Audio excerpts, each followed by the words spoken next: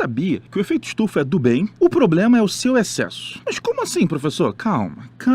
Vamos começar pelo começo. O que é efeito estufa? O efeito estufa é um fenômeno natural. Basicamente, é quando a radiação do Sol chega à superfície do nosso planeta e o efeito estufa trabalha para manter essa Terra aquecida. Quando acontece assim de forma natural, é o efeito estufa que permite boa parte da vida da Terra existir. Como isso acontece? Esse efeito do bem rola porque os gases do efeito estufa funcionam como um cobertor natural, impedindo que o calor se dissipe. Atenção, nem todo gás provoca efeito estufa. E os principais são o dióxido de carbono e o metano, CO2 e CH4. Numa situação ideal, o CO2 não causaria maiores problemas, pois é absorvido por processos naturais como a fotossíntese, e por sua vez não absorve o metano. Quem piora o efeito estufa são as próprias ações do homem, que ao aumentar a emissão de gases do efeito estufa na atmosfera, também desequilibra todo o processo, ainda mais quando trata-se de gás carbônico, o maior vilão do efeito estufa. As práticas mais danosas à atmosfera são desmatamento, queimada, depósitos de lixo e, principalmente, a queima de combustíveis fósseis. Ou seja, não adianta achar que não tem nada a ver com isso. Todos nós, de um jeito ou de outro, participamos desse efeito estufa do mal. As consequências disso têm sido catastróficas para o nosso ecossistema, trazendo uma piora constante no quadro do aquecimento global, que traz consigo outros desastres como enchentes, intensifica fenômenos como os furacões, alterações climáticas, degelo das calotas polares, desertificações. O combate ao efeito estufa não é nada de outro mundo. É preciso ampliar o investimento em fontes limpas de energia e em reflorestamento, já que a fotossíntese é um dos meios de retirar o CO2 da atmosfera. Pro bem ou pro mal, é bom mesmo ficar ligado no efeito estufa e fazer a sua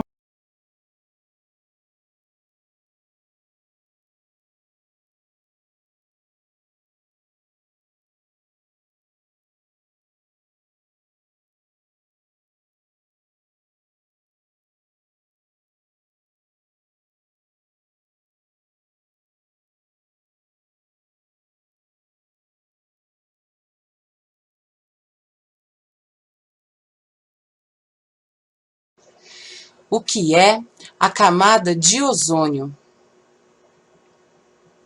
O Sol, que envia os raios solares e permite que a gente enxergue as cores e os objetos, também envia para a Terra os raios infravermelhos, também chamados de IV.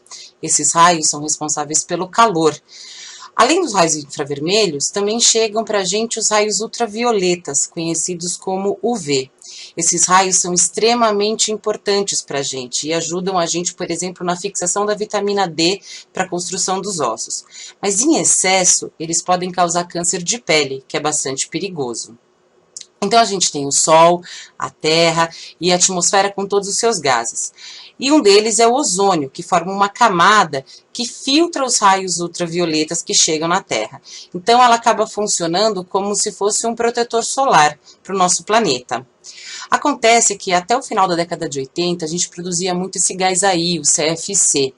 O problema do CFC é que ele interage com o ozônio e vai transformando a camada numa camada cada vez mais fina, com pequenos buracos nela. Isso faz com que os raios ultravioletas que chegam do Sol entrem com uma maior incidência no planeta Terra e acabam passando meio batido por essa camada de ozônio e aumentando os problemas como câncer de pele.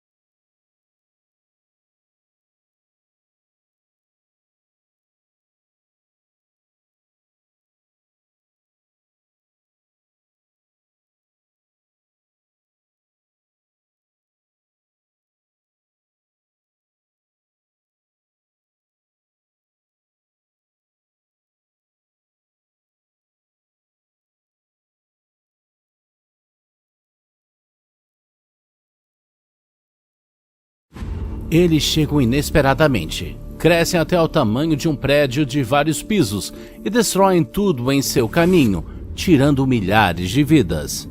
Não são monstros de filmes populares. Estou falando sobre a água do mar comum que de repente se junta em um tsunami. Se você acha que eles nunca vão preocupar você, eu não teria tanta certeza. Como você reconhece tal ameaça iminente e como o oceano produz essas ondas assassinas? O maior perigo de um tsunami é a sua rapidez. Não é à toa que em japonês tsunami significa onda no porto. Dizem que foi inventado por pescadores. Retornando com sua captura, eles viram que seu porto havia sido destruído por uma onda violenta que eles nem tinham visto. O fato é que, em mar aberto, os tsunamis geralmente não ultrapassam 1 metro, 3,3 pés. Mas em comprimento, ou seja, a distância entre as cristas, podem atingir de 100 a 200 quilômetros, 60 a 120 milhas.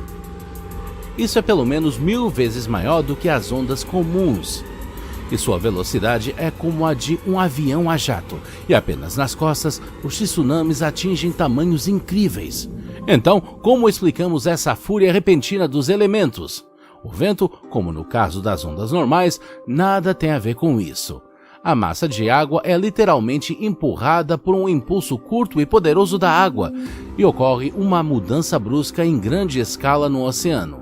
A causa pode ser um terremoto, erupção vulcânica, deslizamento de terra, explosão, o colapso de rochas e glaciares ou asteroides com impacto na água. Mas o principal culpado em 88% dos casos é sísmico.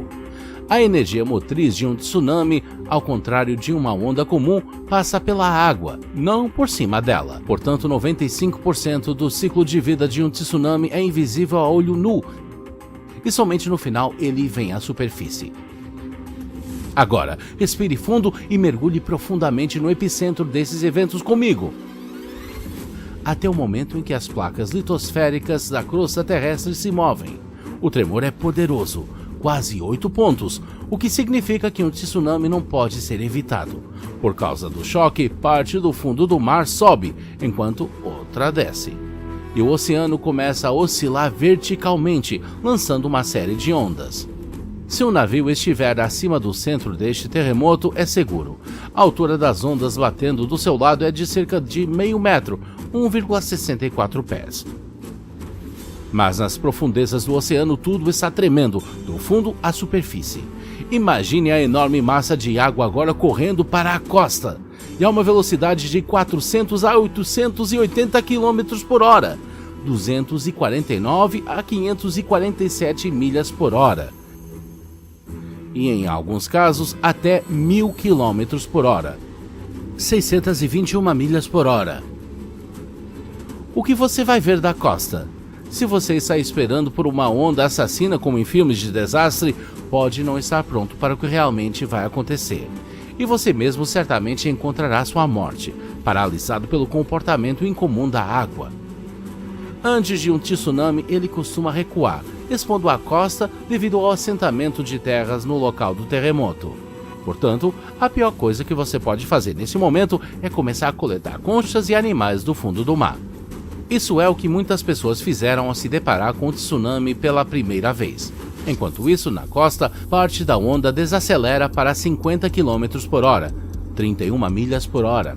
E o resto da massa de água começa a subir devido ao congestionamento. Quanto mais fundo o oceano, mais alta é a crista. E quanto mais a água recua, mais grandioso é o tsunami. Mas agora que você sabe o motivo desse estranho comportamento, pode avisar os outros da catástrofe iminente, como fez a colegial inglesa Tilly Smith na costa do Oceano Índico em 2004.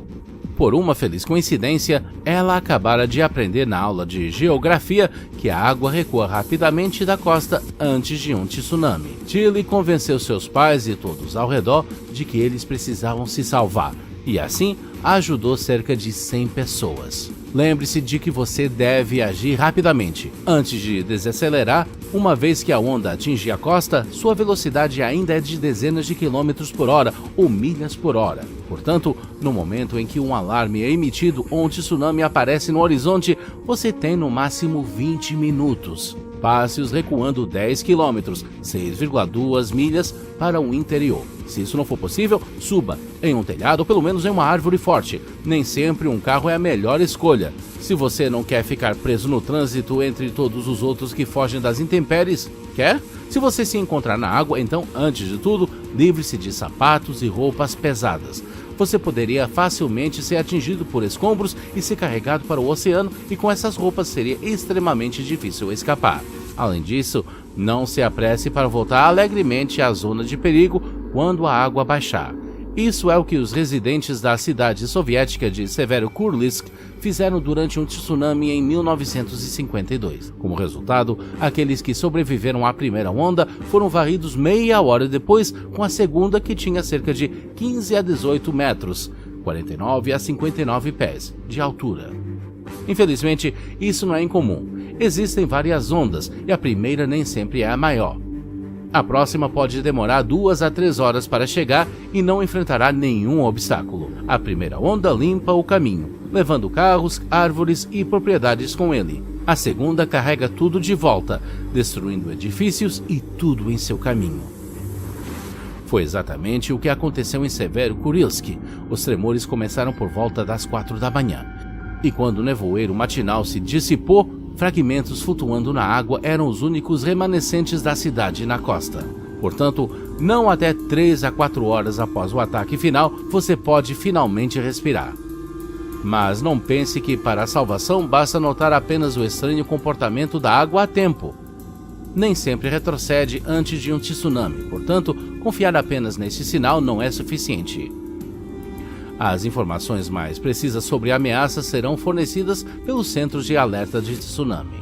O fato é que as ondas sísmicas se movem muito mais rápido do que as ondas normais, e um alarme desse centro dá aos residentes do litoral alguns minutos preciosos, às vezes até horas, se a origem do terremoto estiver longe da costa. No entanto, nem todos os fortes terremotos subaquáticos levam a tsunamis. Um aumento no nível da água em uma área específica do mar ou oceano fornecerá a previsão mais precisa, e é importante que o alarme do ponto de medição chegue antes da própria onda.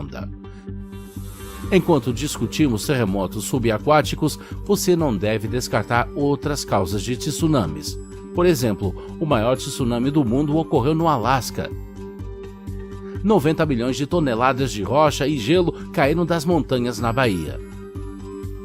A água subiu 524 metros, ou 1.720 pés, no ar. Uma onda varreu a Bahia, arrancando árvores e jogando o navio que estava a 10 quilômetros do epicentro para o outro lado da ilha.